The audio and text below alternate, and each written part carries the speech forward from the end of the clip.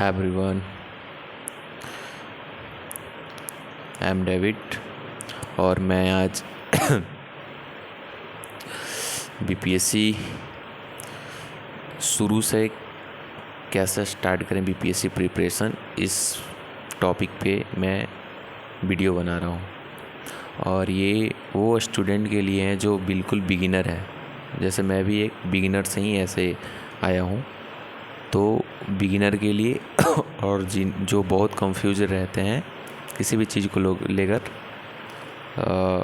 Preparation से related, उनके लिए वीडियो है। सो आप लोग इस वीडियो को देखो शुरू से बिल्कुल, जिनको स्टार्ट करना है बीपीएससी प्रिपरेशन उनके लिए वीडियो है। और बहुत मैं अपना प्रॉब्लम को देखते हुए इस वीडियो को बनाया हूँ, सो ताकि आप लोग को वो प्रॉब्लम ना हो और बहुत इजी तरीके से आप लोग देखते जाओ और मेरा एक्सप्लेनेशन को समझते जाओ। देखो, मैं भी एक आपकी तरह ही स्टूडेंट हूँ, एस्पायरेंट हूँ।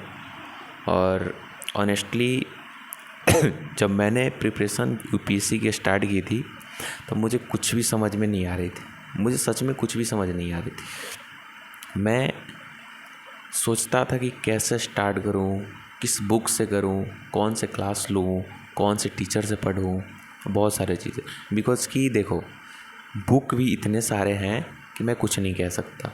टीचर इतने सारे हैं, बुक इतने सारे हैं, और ऊपर से कंफ्यूजन इतने सारे हैं। धीरे धीरे कंफ्यूजन कम नहीं होते हैं, कंफ्यूजन बढ़ते ही जाते हैं। ठीक है, तो मैं इस टॉपिक पे वीडियो बना रहा हूँ। इसलिए मैं इस वीडियो में कोई भी टॉपर का कोई एक ज्ञान भी नहीं देने वाला। ना मैं टॉपर हूँ अभी बीपीएससी या यूपीएससी का, ना मैं टॉपर जैसा ज्ञान दूंगा। मैं बिगिनर से स्टार्ट किया हूँ, सो मुझे जितने प्रॉब्लम आए हैं, कैसे स्टार्ट किया जाता है, उसका मुझे इतना अनुभव है। मैं ये बिल्कुल 100% कह सकता हूँ। सो इसके हिसाब से मैं आपको बताऊँगा और आपको शायद ये चीज़ अच्छा लगे तो आप लोग करना। और मुझे इतना ज़रूर पता है कि अगर ये करोगे तो आप लोग को प्रॉफिट ही होगा। सो देखो, इसलिए मैं किसी भी टॉपर का ना कॉपी करके बताऊंगा और ना ही उस टॉपर का कोई ज्ञान ये सब दूंगा। ठीक है, मैं बस वो शेयर करूंगा जो मुझे स्टार्टिंग में जब स्टार्ट करते हुए शुरू कर रहे थे उस टाइम जो प्रॉब्लम आ रहा था, टाइम मेरा बर्बाद हुआ था। तो मैं चाहता हूँ कि आपका टाइम बर्बाद ना हो, आपको प्रॉब्लम ना हो, इसलिए मैं वीडियो बना रहा हूँ। वीडियो वैसे भी मुझे क्या ज़रूरत है, इसलिए मैं बना रहा हूँ। तो सबसे पहली बात यह है कि डायरेक्ट अगर आप लोग को बीपीएससी प्रिपरेशन शुरू करना है तो डायरेक्ट पढ़ाई स्टार्ट मत करो। अब मैं ये क्यों बोल रहा हूँ, इसके पीछे का रीज़न सुनो। थोड़ा आपको ये अजीब लग रहा होगा कि मैं ये बात बोल रहा हूँ कि पहले स्टार्टिंग में डायरेक्ट पढ़ाई स्टार्ट मत करो। आपको अजीब ज़रूर लग रहा होगा ये बात, लेकिन इसके पीछे बोलने का ना मेरा एक रीज़न है। अब वो रीज़न क्या हो सकता है, आप लोग सोचो। पहले ये समझो कि देखो, बीपीएससी एग्ज़ाम है तो क्या बीपीएससी एग्ज़ाम क्या चाहिए, बीपीएससी एग्ज़ाम का सिलेबस क्या है, पैटर्न क्या है, ये कैसे पता चलेगा हम लोग को, ये बताओ। तो हम लोग क्या करते हैं गलती कि थोड़ा सा जान लेते हैं बीपीएससी के बारे में। अब वो क्या जानते हैं, हाँ बीपीएससी एक एग्ज़ाम है जिससे क्वालिफाई होकर क्रैक करके उसके बाद प्रीलिम्स एग्ज़ाम देंगे, फिर मेंस एग्ज़ाम देंगे, फिर इंटरव्यू, उसके बाद बस एसडीएम बन जाओ, एसडीओ बन जाओ, डीएसपी बन जाओ, डीवाईएसपी बन जाओ, इतना जानते हैं। और 90% यहीं पे फेल होते हैं। 90% यहीं से प्रिपरेशन स्टार्ट करते ही इतना ही सोचकर कि प्रीलिम्स एग्ज़ाम है, मेंस एग्ज़ाम है और इंटरव्यू है, बस इतना ही। इसके ना आगे सोचते हैं ना पीछे सोचते हैं। तो मैं ये चीज़ बता रहा हूँ कि देखो, इतना आप सोचते हो ठीक है, ये तो सच बात है, प्रीलिम्स है, मेंस है, इंटरव्यू है, लेकिन इसके पीछे एक बात आप समझो। प्रीलिम्स में लोग जैसे देखो एग्ज़ाम देने की कैसे, अब आजकल में पता है लोग मोटिवेट होकर जाते हैं। वो कैसे सोचते हैं कि हाँ प्रीलिम्स है तो ऑब्जेक्टिव टाइप क्वेश्चन रहेगा, और मेंस है तो डिस्क्रिप्टिव टाइप क्वेश्चन रहेगा, और फिर इंटरव्यू है, बस फिर उसके बाद सिलेक्शन। तो ये चीज़ बिल्कुल गलती है। सो मैं आप लोग को ये चीज़ ना करने का अनुमति दूंगा। सो मैं जो पहले बता रहा हूँ वो चीज़ को आप अगर फॉलो करते हो तो शुरू करने के बाद 2 मंथ बाद, 10 दिन बाद, 15 दिन बाद डिमोटिवेटेड फील नहीं होगा। आराम से धीरे धीरे प्रिपरेशन करते जाओगे और एक अलग सा कॉन्फिडेंस आप में आते जाएगा। ठीक है, ये सब मैं गलतियाँ बता रहा हूँ जो स्टूडेंट करते हैं। तो देखो अब क्या करना है, अगर तुम्हें सच में प्रिपरेशन स्टार्ट करना है तो सबसे इम्पॉर्टेंट बात कि आप पहले सिलेबस को देखो। ठीक है, सिलेबस देखो और एग्ज़ाम पैटर्न देखो और PYQ देखो, प्रीवियस ईयर क्वेश्चन देखो। ठीक है, क्या अगर आपको स्टार्ट करना है शुरू से BPSC तो पहले क्या करना है, पहले आपको सिलेबस देखना है, BPSC का सिलेबस। ठीक है, सिलेबस देख लो, उसके बाद पैटर्न देखो। ठीक है, उसके बाद PYQ देखो, प्रीवियस ईयर क्वेश्चन। ये 3 चीज़ आप लोग देखो।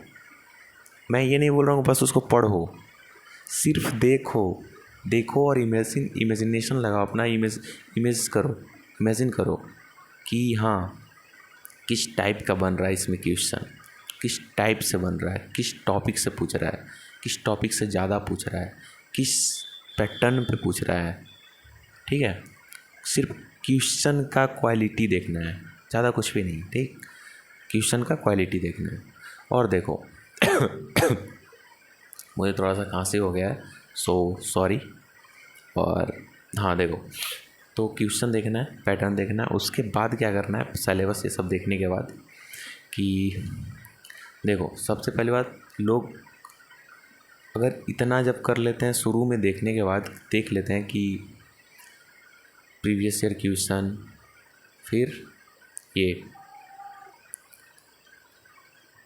प्रीवियस ईयर क्वेश्चन के बाद पैटर्न के बाद सिलेबस, जब इतना चीज़ देख लेता है तो उसको ओवरऑल आइडिया लग जाता है। आइडिया क्या लगता है, देखो जैसे कि आइडिया ये लगता है कि जब एग्ज़ाम जो जिस टाइप से क्वेश्चन पूछेगा तो क्वेश्चन आपको समझ में आ रहा है, आप रिलेट करते जाओगे पढ़ते टाइम। इसलिए मैं बोला ये पहले करना है। एक PYQ का बुक ले लेना पहले और सिलेबस देख लेना गूगल पे, क्रोम पे, और पैटर्न देख लेना। तो इसके बाद क्या करना है कि इसके बाद तुम्हारा काम है, अगर अब मेन पॉइंट है मेरा जो मैं बोलना चाह रहा हूँ, अब जो स्टूडेंट BPSC शुरू से स्टार्ट करना चाहते हैं, जो बिगिनर है, तो इन सब जितने भी बात बोले वो सब बात को ध्यान में रखना आप लोग। ठीक है, और बात को ध्यान में रखते हुए आप लोग अब स्टार्ट करने वाला फेज में आ गया हो। ठीक है, अब चलो अब पढ़ाई का बात कर लेते हैं थोड़ा। तो पढ़ाई का बात अब करते हैं, तो पढ़ाई का बात ये करना है कि अब स्टार्ट करना है। सारा बात देख लिए, प्रॉब्लम देख लिए, प्रॉब्लम क्या क्या होता है, क्या क्या आता है, स्टार्ट करने से पहले क्या देखना है, सिलेबस, PYQ, पैटर्न, ये सब हो गया, सारा बात हो गया। अब मेन बात होगा पढ़ाई पे। तो पढ़ाई कैसे करना है देखो। तो आपको सिंपल बात पहले सुन लो, मैं ये नहीं बोल रहा हूँ 10 घंटा पढ़ो, 12 घंटा पढ़ो, 15 घंटा पढ़ो, नहीं, ऐसे नहीं। जो तुम पढ़ाई करो 6 घंटा ही पढ़ाई करो, 6 घंटा ही पढ़ाई करो, 7 घंटा ही पढ़ाई करो। लेकिन जो घंटा पढ़ाई करेगा ना, जितने आवर्स पढ़ाई करेगा, वो आवर्स में 1% मैं बोलूँ तो 100% कंसिस्टेंसी होना चाहिए। या तो फिर आप अगर कंसिस्टेंसी नहीं बन पा रहा है, नहीं है, तो आप 2 घंटा ही पढ़ो, 3 घंटा ही पढ़ो। आप 1 घंटा से ही स्टार्ट करो ना यार, लेकिन ये 1 घंटा में पूरा 1 घंटा कंसिस्टेंसी होना चाहिए पढ़ाई वाला, पूरा डेडिकेशन होना चाहिए। ना कि पढ़ाई स्टार्ट किए तो थोड़ा चलते इंस्टाग्राम यूज करने, फिर थोड़ा शॉर्ट देख लेते हैं, तो और कुछ ये वो। वैसे ज़्यादातर मेरा क्या आदत है ना कि मैं, खैर ये छोड़ो, पहले टॉपिक वाला बात कर लेते हैं। तो अब पढ़ाई वाला बात आ गया, तो आप लोग 3 घंटा पढ़ो, 4 घंटा पढ़ो, 5 घंटा पढ़ो, लेकिन कंसिस्टेंसी रहना चाहिए वो पूरा का पूरा आवर्स में, पूरा का पूरा घंटा में कंसिस्टेंसी रहना चाहिए। जितना घंटा पढ़ो वो पूरा घंटा में कंसिस्टेंसी होना चाहिए, तब आप लोग निकलोगे। और जब देखो कि कंसिस्टेंसी नहीं बन पा रहा है तो आप अपना समय कम कर दो, कम करके कम समय में पढ़ो। लेकिन जो घंटा, जो समय में पढ़ रहे हो, जिस घंटे में 2 घंटे 3 घंटे पढ़ रहे हो, लेकिन उस घंटे में कॉम्प्रोमाइज़ नहीं, वो सिर्फ कंसिस्टेंसी और डेडिकेशन के साथ पढ़ाई होना चाहिए। ठीक है, तो अब देखो आप लोग स्टार्ट करने वाले फेज में आ गए। तो आप लोग सबसे पहले NCERT से स्टार्ट कर सकते हो। क्या से? NCERT से। NCERT से मैं क्यों बोल रहा हूँ स्टार्ट करने? देखो, हाँ थोड़ा सा आपको अजीब लगेगा, थोड़ा सा बोरिंग फील होगा NCERT करने में, लेकिन NCERT करना ज़रूरी इसलिए है कि अगर ये नहीं करोगे तो आपका फाउंडेशन बनेगा कैसे। देखो, मुझे भी कोई शौक़ नहीं था, ठीक है, मैं भी चाहता तो डायरेक्ट स्टैंडर्ड बुक पे चला जाता, तो ये वो मैं भी चला जाता, लेकिन मुझे क्या शौक़ था इतना सारा बुक लेने के लिए NCERT का। देख लो, ये है देखो, इतना सारा बुक लेने का मुझे क्या ज़रूरत था। ठीक है, तो आप लोग देखो ये बुक लेकर करने का मेरा कोई शौक़ तो था नहीं, लेकिन फिर भी ये किए। तो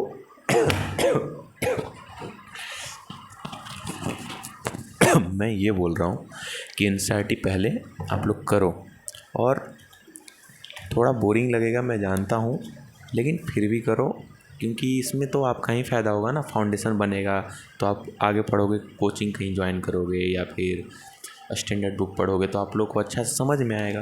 नहीं तो फिर देखो, और देखो ये सब क्या शौक़ है, हाईलाइट करना, बुक को कलर कर देना पेन से, ये वो, ये सब कोई शौक़ नहीं है। मुझे भी लगता था शुरू में कि टाइम पास क्यों करें इतना बुक पढ़ने में, डायरेक्ट इतना का जगह डायरेक्ट स्टैंडर्ड बुक नहीं उठा लूँ ये सब, लेकिन पढ़ना तो पड़ेगा ना। तो ये बुक पहले आप लोग कर लो NCERT, अच्छे से फाउंडेशन बेस बना लो, फिर आ जाओ स्टैंडर्ड बुक पे। लेकिन एक गलती मत करना जो सब बकलोल लोग करते हैं, और जो कि मैं भी बकलोल की कैटेगरी में आता हूँ, बिकॉज कि मैं भी यही गलती किया था। तो मैं ये गलती किया था कि ये सब कुछ इग्नोर करके पहले स्टैंडर्ड बुक उठा लिया था। तो वो गलती बिल्कुल नहीं करना है कि पहले हैवी बुक उठाना है, पहले ये NCERT उठाना है, उसके बाद NCERT अच्छे से करो, बिल्कुल अच्छे से। अरे जब तक समझ में ना आए तब तक करो, मतलब पूरा का पूरा बुक को ना एकदम रंग दो, ख़त्म कर दो। इसका स्पेशल नोट्स मत बनाना, इसी में रहने देना। जब भी तुमको रिवीजन करना रहे तो बस खोलो, जिस पॉइंट को हाईलाइट किया है उस पॉइंट को बस पढ़ लो।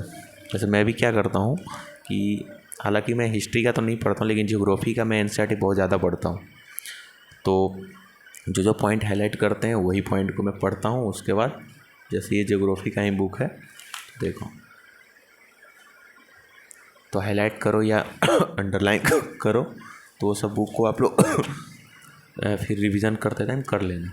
और देखो, अब NCERT वाला फेज ख़त्म, जब NCERT आपका पूरा हो जाए तो आप एक एस्पायरेंट हो जाओगे। कौन सा? Civil aspirant.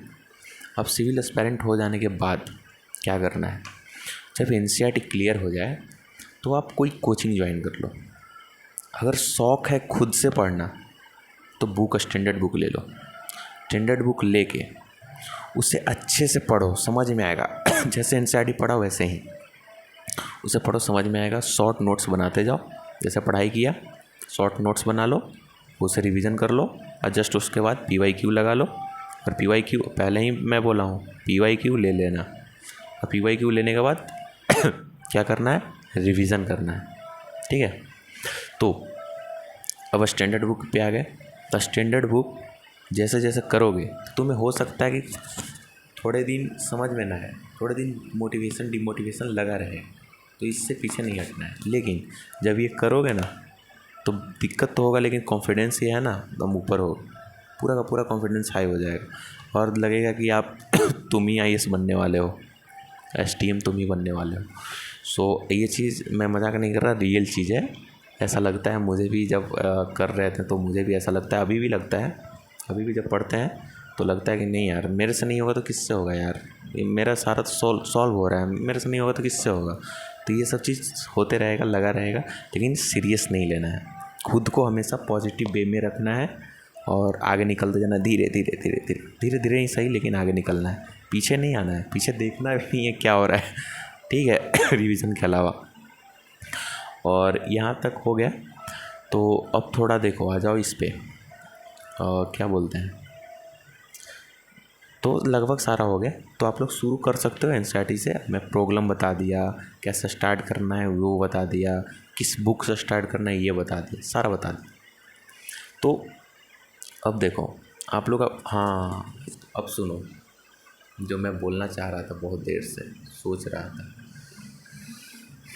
ये रहा था कि ये सारा चीज़ करना तो है, लेकिन इस सारा चीज़ के साथ साथ में एक चीज़ हमेशा साथ रखना है, वो तुम्हें सिलेक्शन दिलाएगा वही, और वही तुम्हें PYQ से रिलेट करने के लिए सिखाएगा, और वहीं से तुम्हें क्वेश्चन मिलेगा न्यू, और तुम क्वेश्चन में टॉपिक से रिलेट करेगा। पूछो क्या होगा, तुम लोग शायद गेस कर लिया होगा, करेंट अफेयर एक दिन भी नहीं छोड़ना है, ठीक है। करेंट अफेयर एक दिन भी नहीं छोड़ना है। करेंट अफेयर NCERT के साथ में एक पर डे करना है करेंट अफेयर, और करेंट अफेयर स्टैंडर्ड बुक उठाओ उस टाइम भी मतलब करेंट कभी नहीं छोड़ना है, कभी भी नहीं, ठीक है। वो समझो तुम्हारा एक विटामिन टैबलेट है, ठीक, तो उसे डेली लेना है, तो डेली उसको करंट को करना है, और बैकअप में 2-3 ईयर का करंट लेकर चलना है। ईयरली कर लेना, वीडियो क्लियर हो जाएगा, उसमें ज़्यादा प्रॉब्लम होता नहीं है, आराम से कर सकते हो। और जब करंट अफेयर हो जाए तो समझो कि तुम इतना जब प्रिपरेशन स्टार्ट कर दोगे, और बिहार स्पेशल, बिहार रिलेटेबल कभी मत छोड़ना, क्योंकि ये बिहार से रिलेटेड एग्ज़ाम है, तो बिहार से ही खुद के पूछेगा, इसी से इधर से उधर घुमाएगा, बिहार में ही पूछेगा, बिहार से ही। तो बिहार को कभी मत इग्नोर करना किसी भी टॉपिक में, हर चीज़ टॉपिक, ज्योग्राफी पढ़ो और हिस्ट्री पढ़ो, पॉलिटी पढ़ो, इकोनॉमिक पढ़ो, बिहार को मत छोड़ना है, सारा में बिहार का स्पेशल करना। इसलिए तो बिहार स्पेशल इसमें एक रहता है ऐड सब्जेक्ट जो जसवंत सर पढ़ाते हैं, तो बिहार स्पेशल को बिल्कुल मत इग्नोर करना, वो किसी भी हाल में करना है, तो मैंडेटरी है, वो करना ही करना है। सो अब देखो सारा चीज़ हो गया, मैं भी लर्निंग फेज़ में हूँ और तुम भी लर्निंग फेज़ में है दोस्त, ठीक है। तो क्यों ना अब हम दोनों चलते हैं साथ में, प्रिपरेशन करते हैं। आज से सारा चीज़ छोड़ दो, शादी ये सब पूरा छोड़ दो, त्याग दो, ठीक है। और आज से लग जाओ, अभी से लग जाओ अभी से लग जाओ, इसी वक्त से लग जाओ। अगर अभी बुक या मटेरियल कुछ भी नहीं है, फ़ोन पे जाकर हिस्ट्री का लेक्चर देख लो, लेकिन अभी से लग जाओ। और चलो हम दोनों साथ में, अब हम सब लोग साथ में मिलकर करते हैं, अपना स्टडी को आगे बढ़ाते हैं, और एक दिन तो सक्सेस मिलना ही है हम सब लोग को। तो आप लोग मेहनत करते रहो और हम भी मेहनत करते रहेंगे, और जितना ज़्यादा आप लोग को हेल्प करने के लिए मेरे अंदर कैपेसिटी होगा, मैं उतना ज़्यादा करूँगा। और मैं आप लोग का टाइम बर्बाद बिल्कुल नहीं होने दूँगा, बिकॉज कि जितना मेरा टाइम बर्बाद हुआ है, मैं बहुत कंफ्यूजन से निकला हूँ। और एक चीज़ और है कि जितना कंफ्यूजन होगा उतना तुम बेस्ट ही बनोगे, तो इससे कभी किसी भी चीज़ से पीछे नहीं हटना है। सो लगे रहो, और जितना बोले उतना को करते जाओ, तुम बहुत अच्छा से कर लेगा, ठीक है। और हमेशा जब डिमोटिवेशन आए ना, तो उसे इग्नोर कर दो, बाय बाय करो। ऐसा हमेशा सोचना है कि जब तुमसे नहीं होगा तो किसी से नहीं होगा, हमेशा पॉजिटिव सोचना है। मेरा क्या आदत है, मुझे कोई गलत भी बोल दे तो मैं गलत नहीं मानूंगा, मैं बोलूँगा कि मेरे को कैसे गलत वो बोल रहा है, मैं थोड़े खुद को गलत बोल रहा हूँ। तो मुझे तुम्हारा काम है कि तुम खुद को कैसे ट्रीट कर रहे हो, तुम कैसे खुद को संभाल रहे हो, तो ये तुम्हारा काम है। तुम खुद को संभालो, तुम खुद को पॉजिटिव बोलो, तुम खुद को एक अच्छा इंसान समझो, एक अच्छा ऑफिसर समझो, एक अच्छा ऑफिसर की तरह वर्क करो अपना। तुम्हारा भी वर्क है पढ़ना, तुम एक अच्छा ऑफिसर की तरह भी पढ़ो। जो तुम बनना चाह रहे हो वो चीज़ तुम पहले अपना माइंड में कैलकुलेट कर लो, क्या हमें ये बनना है, इसके तरह हैबिट मुझे मेरे अंदर में अभी से ही होना चाहिए ये चीज़। ठीक है। तो कभी भी कोई कितना भी डिमोटिवेशन करे, हाँ एक चीज़ और, तुम्हें बहुत लगेगा कि मैं ये क्यों इतना झंझट ले लिया हूँ, स्टार्ट कर लोगे प्रिपरेशन, बीच बीच में ऐसा लगेगा कि इतना सारा क्यों झेल रहा हूँ, कोई कंपटीशन एग्ज़ाम निकाल लेता हूँ थोड़ा सा पढ़कर, ये वो। तो ये सब चीज़ बिल्कुल माइंड में आ भी रहा है तो इसे इग्नोर कर, बोलो कि मैं इसके लिए नहीं बना हूँ, मेरा लाइन अलग है, मैं कुछ अलग करने वाला हूँ, मेरा ये सब में वर्क नहीं देना है, मुझे ये सब पढ़ना ही पढ़ना है। और जो इंसान खुद को हमेशा पॉजिटिव सोचता है वो एक दिन पक्का पॉजिटिव जिस रूप में सोचता है उस टाइप में बन जाता है। ये बात हमेशा ध्यान रख। और मेरे साथ ऐसा घटना हुआ है, हालांकि शुरू से आज तक जो मान लो कि आज हम इमेजिन कर रहे हैं कि हाँ काश मेरे पास ये होता और मैं ये करता तो कितना अच्छा रहता, लेकिन ऐसा हुआ है ना मेरे साथ कि एक टाइम बाद मुझे वो चीज़ खुद मिल जाता है। तो ये चीज़ खुद का सोच के अनुसार होता है। तुम जितना वेस्ट से वेस्ट खुद के बारे में सोचो, सिर्फ खुद के बारे में जितना वेस्ट से वेस्ट सोच सकते हो उतना सोचो, ना अपने लाइफ के बीच में ना किसी और को लाओ, ना किसी एक पर्सन को ऐड करो कि मेरे लिए वो है तो मैं हूँ, ये बिल्कुल मत करो। खुद की लाइफ है तो खुद को वेस्ट बनाओ और खुद के लिए जियो, और खुद को कैसे ट्रीट करते हो ये ज़्यादा मैटर करता है। सो ये सब बात पे ध्यान देना, और फिर जितना बताया हूँ उतना कर लो। और जब भी डिमोटिवेशन फील हो याद कर लेना, कमेंट कर देना मैं हूँ। सो और मेरा टेलीग्राम लिंक भी डाला हुआ है डिस्क्रिप्शन में, चैनल पे जाओगे तो वहाँ पे मिल जाएगा। हेलो आई एम डेविड ऐसे करके उस पर क्लिक करोगे तो नीचे जाओगे तो मिल जाएगा। तो टेंशन मत लेना, हमेशा तुम लोग के साथ हूँ, हम सब एक साथ हैं और एक साथ आगे बढ़ेंगे। सो थैंक यू, मिलते हैं नेक्स्ट वीडियो में, बाय बाय।